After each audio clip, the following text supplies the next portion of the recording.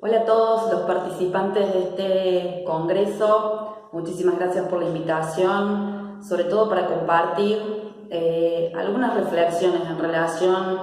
a los derechos de los niños, su vigencia y su aplicación y su ejercicio en este tiempo de pandemia por el COVID-19. Es un gusto saludarlos y compartir con ustedes alguna experiencia y algunas reflexiones en torno al tema. En primer lugar, recordar algunos conceptos que tienen que ver con el tratamiento de las infancias en nuestro país. Como saben, a partir del año 2005, con la sanción de la Ley 26061, comienza a funcionar en nuestro país un paradigma diferente al anterior, el paradigma de protección integral de los niños y las niñas,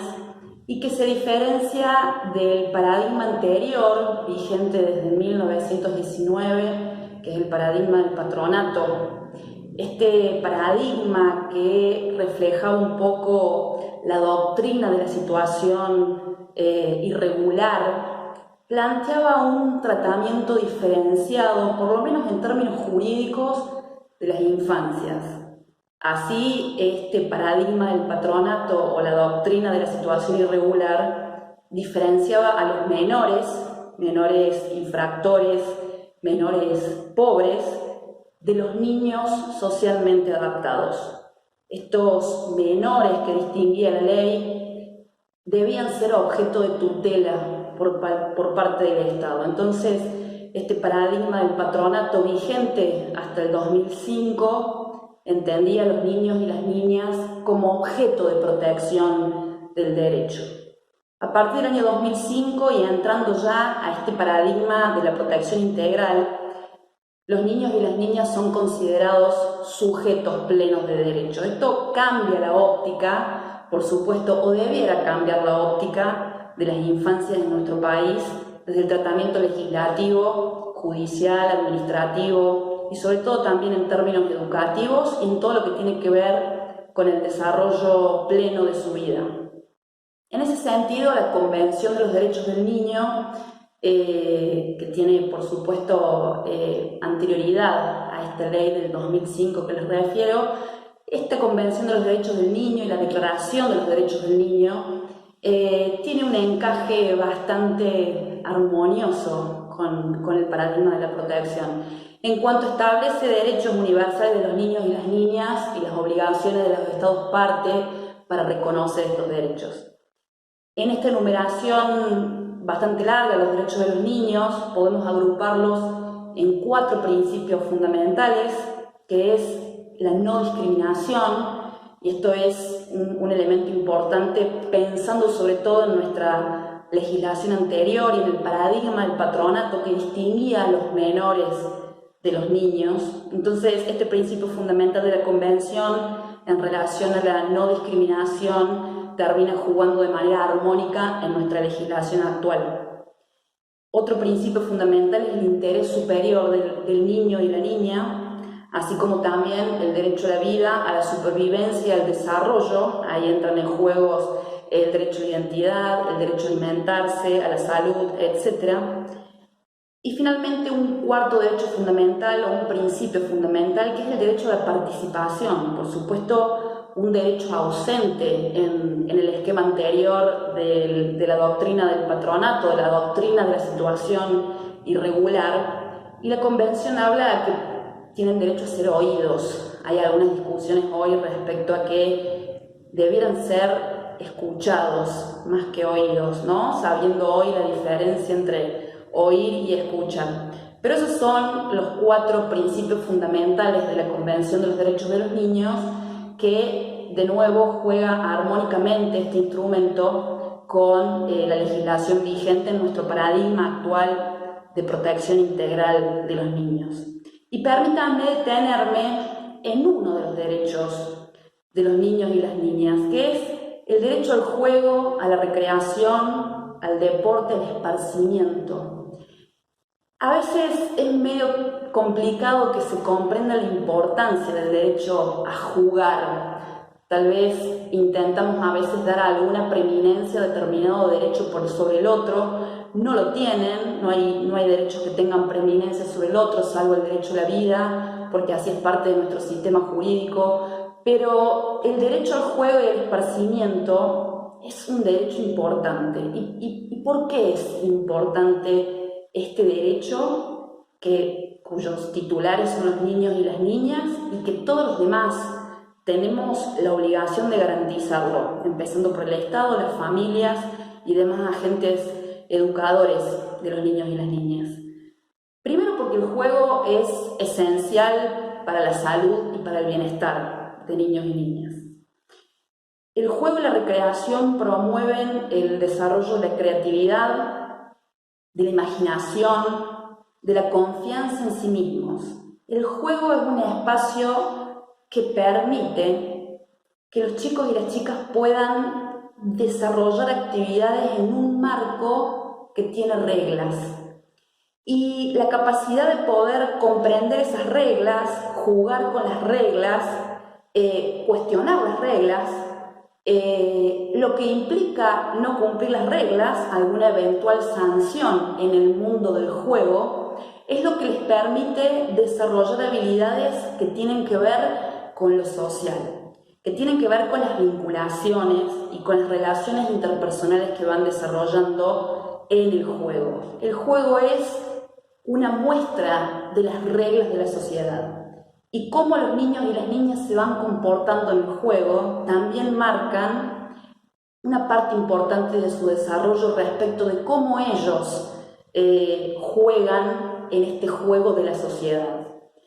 Ni hablar de que el juego y la recreación promueven aptitudes físicas,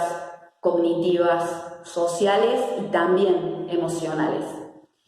Es necesario el juego y la recreación para aprender en la práctica, para aprender conceptos, para aprender vinculaciones, para aprender de qué somos capaces, para adquirir confianza en uno mismo, siempre en un espacio cuidado y seguro como lo es un juego.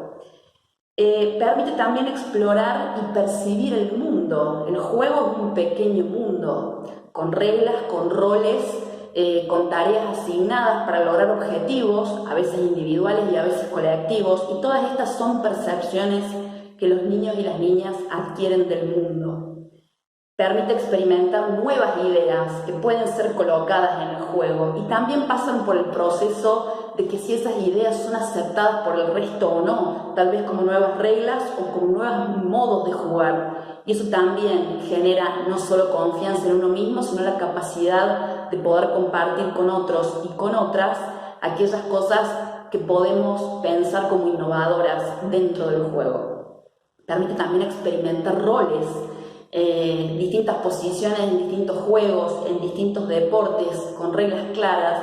permiten que los niños y las niñas puedan jugar en diferentes posiciones y comprender que cada una de ellas contribuye al objetivo final, sobre todo en los juegos colectivos. En definitiva, logra que aprendan a entender, pero sobre todo a construir su posición en el mundo. Estas son algunas de las definiciones y características que a mí me gusta rescatar en relación a la importancia del derecho al juego y la recreación. Ahora, ¿qué ha pasado con este derecho particularmente en etapa de pandemia por el COVID-19? Bueno, claramente se ha reducido la posibilidad del juego y de la recreación, y sin entrar al análisis de las medidas tomadas en la Argentina o en el resto de los países de Latinoamérica, lo cierto es que esto es fácil de percibir, que la opinión pública, las políticas públicas, los medios de comunicación, desde marzo del 2020, época en que comenzó a hacerse presente la pandemia en esta parte del mundo, poco se ha hablado, poco se ha puesto sobre la mesa la situación de los niños y las niñas en esta pandemia, y en especial relacionado con este derecho del que venimos hablando. Poco se ha hablado sobre eso y sobre la importancia que tiene o las dificultades que puede acarrear que los niños y las niñas no puedan encontrarse en el espacio público para compartir el espacio de juego y recreación con sus pares. Los niños y las niñas han sido quienes más han permanecido dentro de sus hogares en todo este tiempo de pandemia. Y compartiendo con ustedes algunos datos importantes que surgen del informe para América Latina y el Caribe de UNICEF, menciona ese informe que solo el 18% de niños y adolescentes realiza alguna actividad física dentro del hogar. Solo el 18% realiza alguna actividad física dentro del hogar.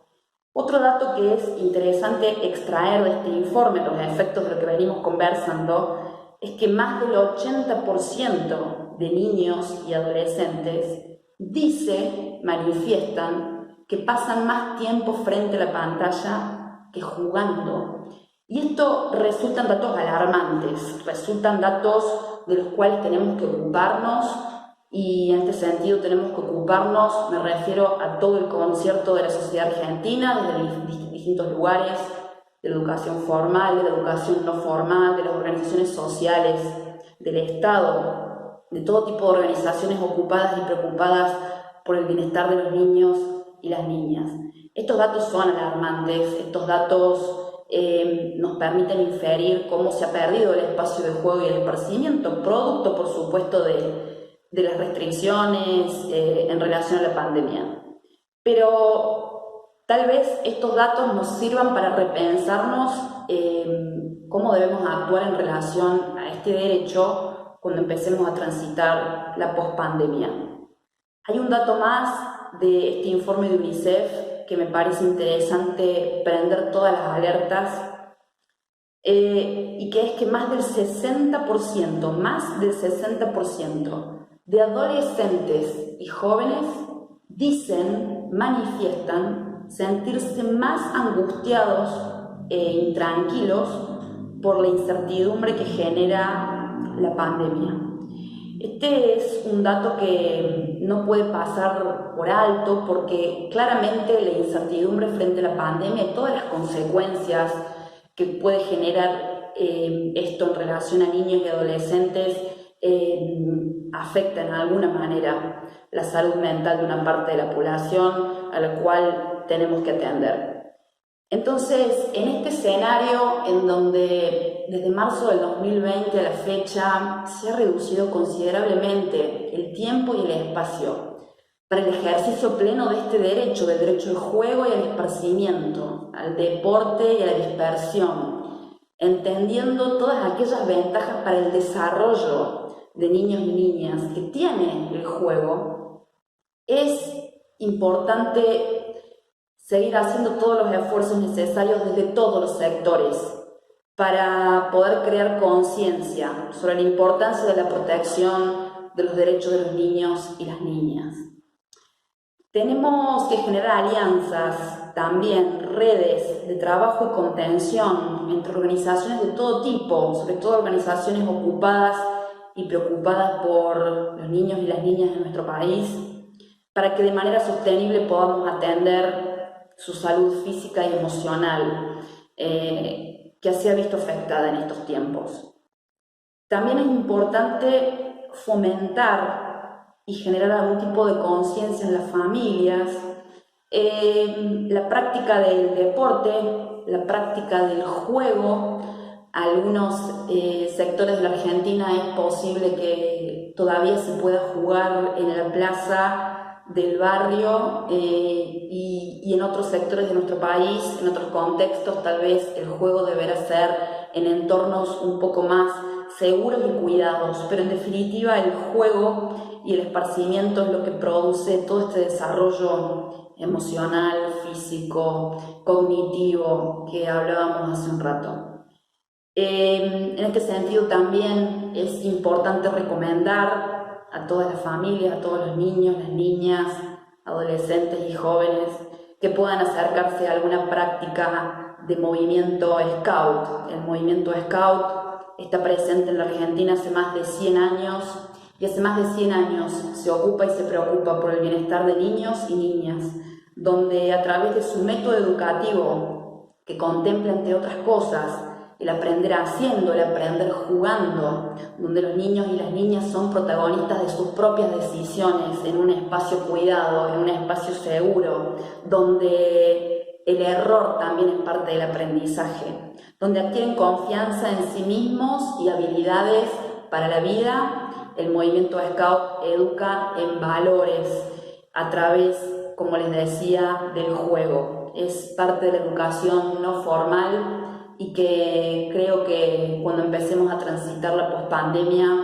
va a ser una actividad muy requerida, porque el contacto con la naturaleza y demás elementos del método educativo que propone el movimiento Scout son más que necesarios luego de tanto tiempo de ausencia de los niños y las niñas en el espacio comunitario del juego y del intercambio. Entonces, para concluir, me parece importante resaltar de que se vuelve imprescindible la alianza entre las organizaciones ocupadas y preocupadas por las infancias y las juventudes para que podamos desarrollar un trabajo sostenible atendiendo a los niños y las niñas y sobre todo las consecuencias que ha generado esta pandemia en su desarrollo integral. Es muy importante que podamos avanzar en ese sentido y sobre todo ser cada vez más conscientes y promover una conciencia mucho más firme en relación a este paradigma que les hablaba al inicio, que es el paradigma de la protección, que si bien está establecido desde el 2005 como una ley y sentimos, quienes trabajamos en estas áreas,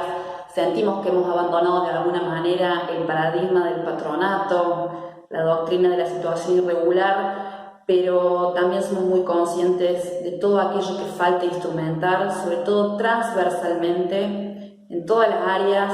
que atraviesan o que se cruzan en la vida de los niños y las niñas, en donde el paradigma de la protección integral todavía no está vigente, particularmente en algunas prácticas, ¿no? Y el paradigma de la protección integral ha sido receptado en algunas disposiciones del Código Civil y Comercial en su última reforma en el 2015, lo cual celebramos,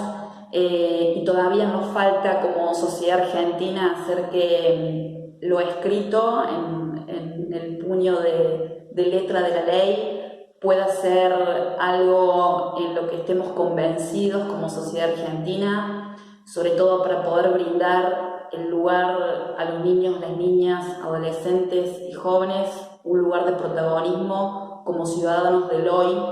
y no del mañana, como a veces solemos decir muy comúnmente, con la esperanza de que se desarrollen para jugar papeles constructivos en la sociedad, pero sin embargo son los ciudadanos y ciudadanas del hoy. Deben ser escuchados y deben participar en todo aquello en lo que se ven afectados sus intereses. Entonces, esta alianza entre organizaciones finalmente es lo que creemos, va a lograr que se consolide una conciencia mucho más fuerte en relación a la vigencia verdadera del paradigma de la protección integral. Muchísimas gracias.